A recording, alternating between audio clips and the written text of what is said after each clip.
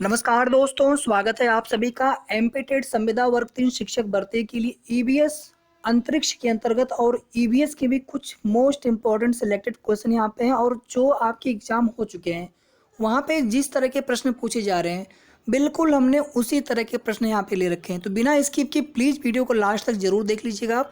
इसके पहले हमने एक सेट और डाल रखा है अंतरिक्ष का, उसे भी आप जरूर देख लीजिएगा। कल का हमने एनालिसिस भी डाल रखी है, आप चाहे तो उसे भी देख सकते हैं। चलिए स्टार्ट करते हैं फर्स्ट क्वेश्चन से आज का।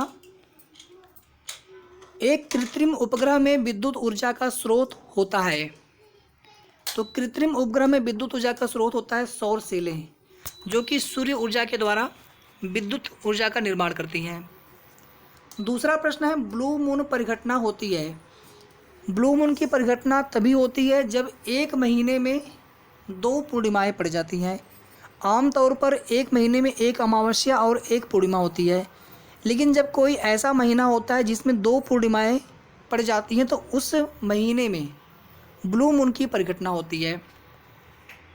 तीसरा प्रश्न यहाँ पर है, जब किसी वस्तु को पृथ्वी से चंद्रमा पर ले जाया जाता है तो उसका द्रव्यमान स्थिर होता है। किसी भी पिंड, किसी भी पदार्थ वस्तु को आप ब्रह्मांड में कहीं भी लेकर के जाइए, उसका द्रव्यमान सदैव स्थिर होता है, जबकि भार उसका घट जाता है चंद्रमा पर, क्योंकि चंद्रमा पर गुरुत्वीय त्वरण पृथ्वी के गुरुत्वीय त्वरण का 1/6 होता है और भार बराबर होता है द्रव्यमान गुणे गुरुत्वीय त्वरण।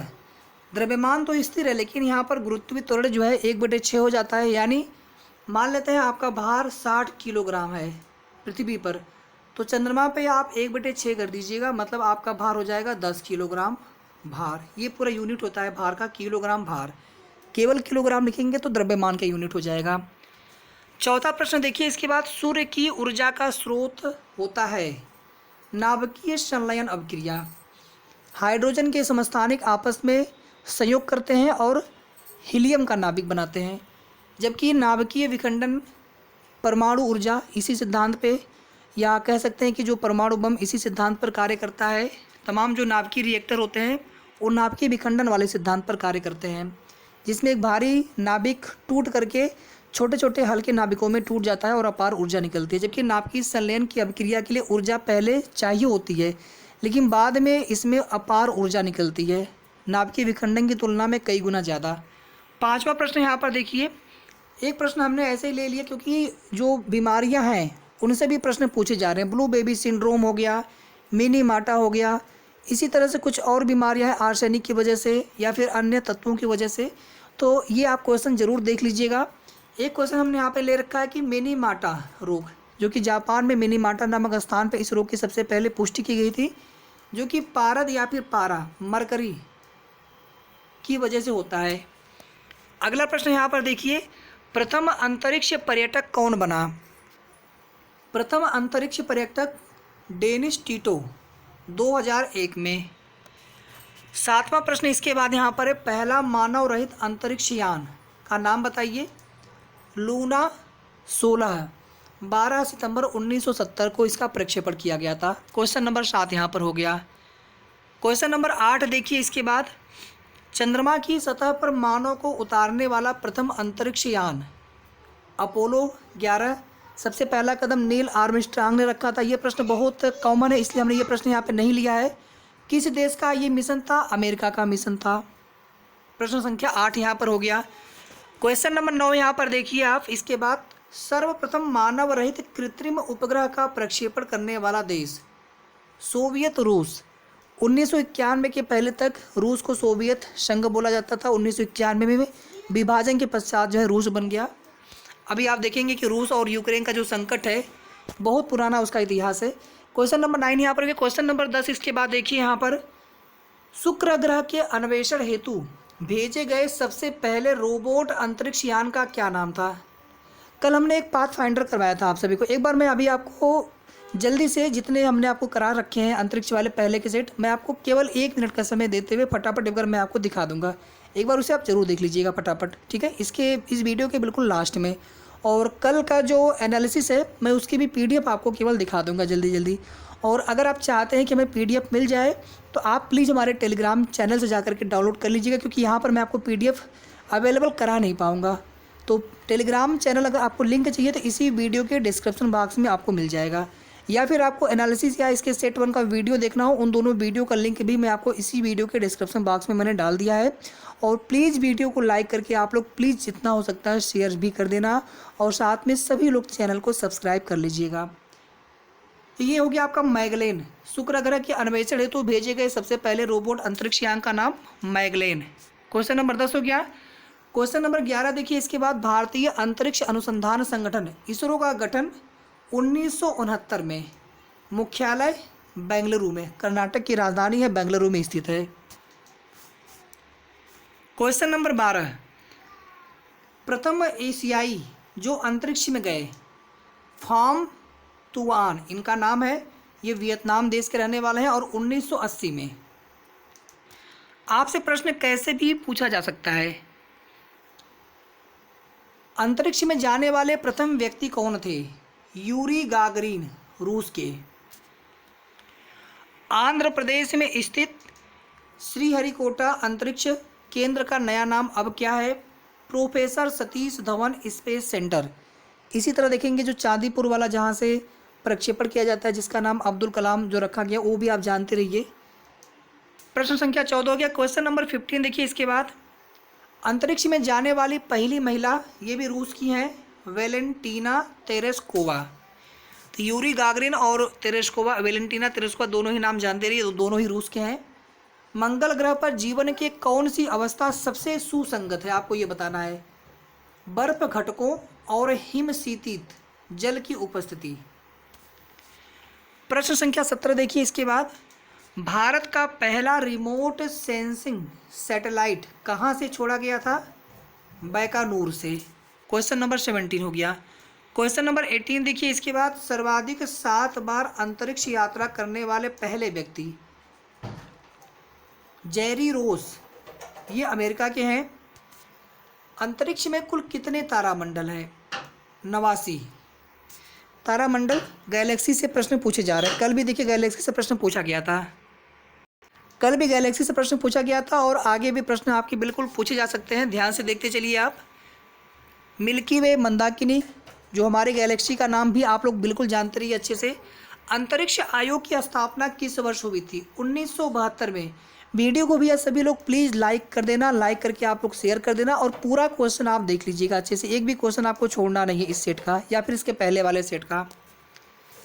अंतरिक्ष आयोग की स्थापना 1972 में। भारत के पहले सुदूर संवेदी उपग्रह का नाम बताइए, कब छोड़ा गया था? हमने अभी आपको ये बताया थोड़ी देर पहले, उसका नाम यहाँ पर देख लीजिए, IRS-1A।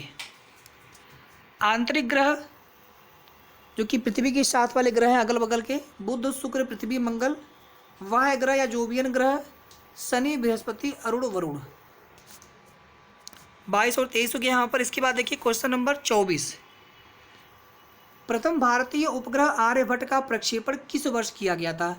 तो एक देखेंगे विदेशी धरती से पूछा जाता है आपसे, और एक होता है आपका स्वदेशी धरती से। तो स्वदेशी से पूछेगा तो रोहिणी आपका आंसर हो जाएगा, पहला भारतीय उपग्रह जो छोड़ा गया था। और विदेशी धरती से पूछेगा और भारत का पहला प्रथम उपग्रह है तो ये आपका आर्यभट्ट है। दोनों आप जानते रहिए, ये मैं ऑलरेडी आपको करा चुका हूँ। 19 अप्रैल 1975 में भारत का पहला उपग्रह आर्यभट्ट, प्रक्षेपण वर्ष 1975। किस ग्रह को सौंदर्य का देवता, सांझ का तारा, भोर का तारा, सर्वाधिक चमकीला, पृथ्वी की जुड़वा बहन कहा जाता है? देखिए मैं बहुत सारे क्वेश्चन हमने अलग अलग नहीं बनाए, बल्कि एक ही क्वेश्चन में जितने सारे क्वेश्चन बन सकते हैं वो हमने डाल रखे ताकि आपका समय बचे और मिनिमम टाइम में आप मैक्सिमम क्वेश्चन आप देख सकें यहाँ से। तो शुक्र ग्रह के बारे में यहाँ पर बात की जा रही है। अगला प्रश्न यहाँ पर देखिए, भारत की प्रथम महिला अंतरिक्ष वैज्ञानिक का नाम, काफ़ी ज़्यादा चर्चा में रही हैं और ये अभी भी बिल्कुल इम्पोर्टेंट है, एग्जाम में पूछे जाने की संभावना काफ़ी ज़्यादा है, सविता रानी।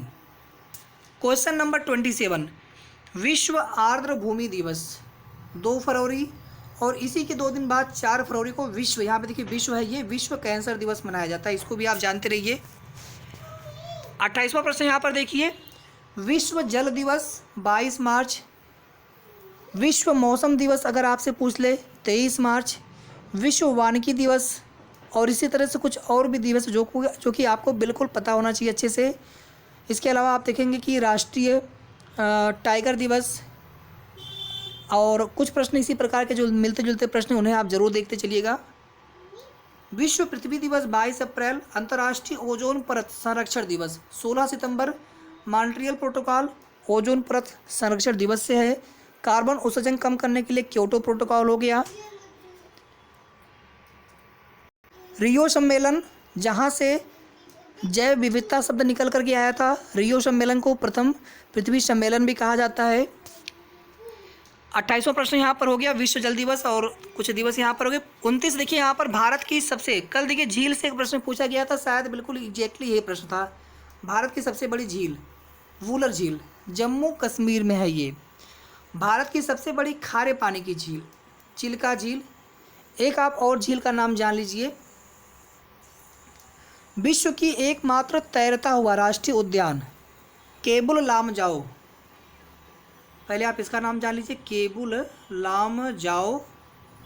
ये मणिपुर में है। मणिपुर में देखिए विधानसभा चुनाव भी अभी हुए हैं और 10 तारीख को चुनाव परिणाम भी आना है। केबुल लामजाओ ये मणिपुर की लोकटक झील में विश्व का एकमात्र तैरता हुआ राष्ट्रीय उद्यान है। तो लोकटक जो झील है ये पूर्वी भारत की सबसे बड़ी झील भी है और विश्व की एकमात्र ऐसी झील है जिसमें एक तैरता हुआ एकमात्र राष्ट्रीय उद्यान है। इसी तरह से देखेंगे आसाम में जो ब्रह्मपुत्र नदी आती है उसमें विश्व का सबसे बड़ा नदी द्वीप है जिसका नाम है माजुली नदी द्वीप। ठीक है, तो यहाँ तक हो गया भारत की सबसे बड़ी खारे पानी की झील। इसके बाद देख लीजिए टाइगर स्टेट, सोया प्रदेश, ये दोनों जो है मध्य प्रदेश को कहा जाता है। टाइगर स्टेट इसलिए क्योंकि टाइगर सबसे ज़्यादा मध्य प्रदेश में पाए जाते हैं।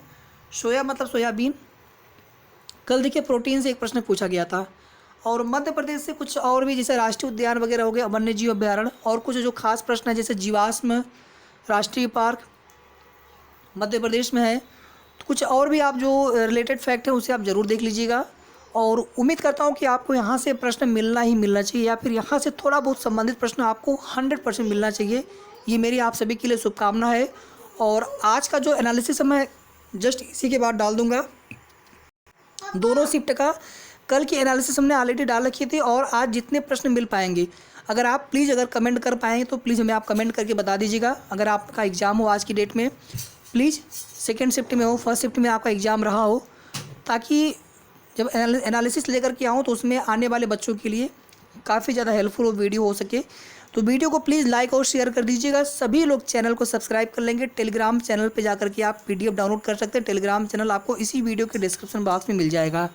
तो वीडियो को पूरा देखने के लिए आप सभी का बहुत बहुत धन्यवाद। आप सभी को ढेर सारी शुभकामनाएं। आपका पेपर अच्छा गया हो या फिर जाने वाला हो और अच्छे अंक आपके आए और आपका सिलेक्शन सुनिश्चित हो सके।